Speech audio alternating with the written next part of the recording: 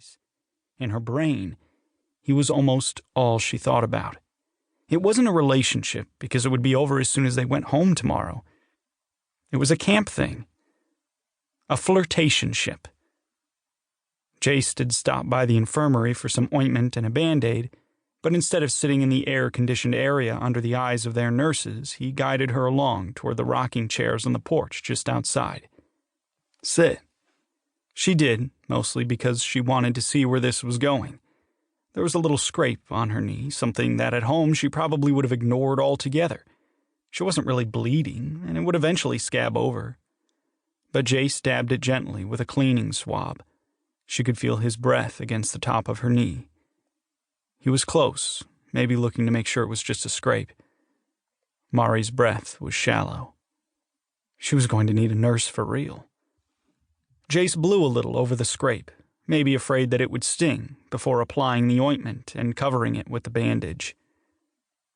"All better," Mari said, her voice much thicker than she wanted. Jase looked up at her, his eyes seemingly darker, and something was swimming around in them. "Almost." He moved closer, a soft smile on his full lips, and with a smoothness Mari didn't think really existed, he reached out and pushed at one of her curls, tucking it behind her ear. "Just missing one thing." And the sounds of camp faded around Mari. There were no other campers. There were no counselors. There was nothing but Jase Ellison and his beautiful face in front of her. Her breath was stuck somewhere around her sternum, and she didn't spend any effort to get it to move again.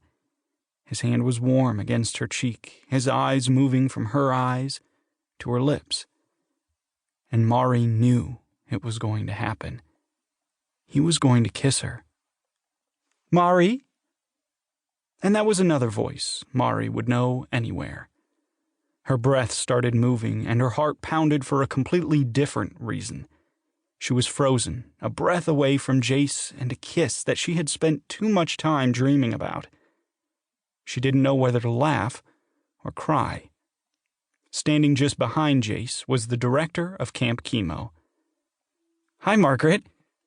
Mari's voice strangled in her throat. "Nice day." Chapter 1. A grape ended Mari Manos' student career at Southside High School.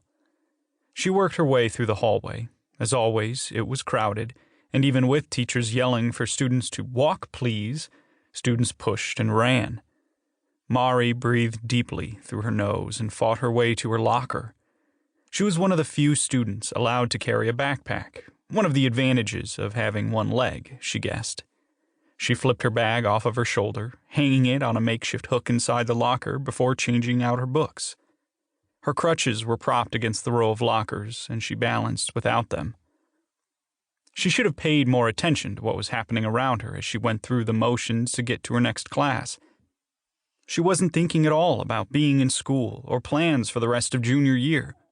School was school, not something she loved or loathed.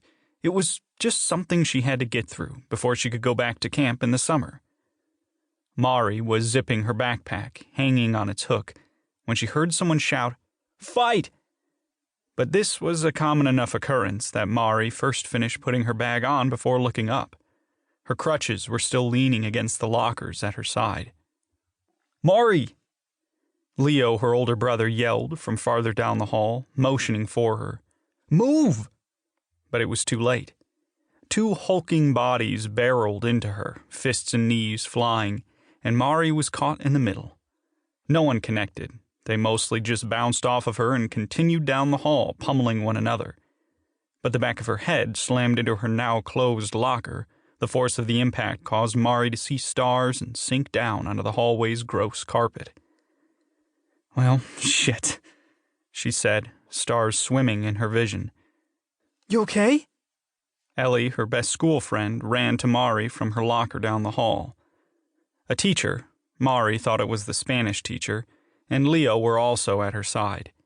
Other teachers were breaking up the fight while a large section of the student body continued on with their lives, ignoring the hallway drama. "Yep." Mari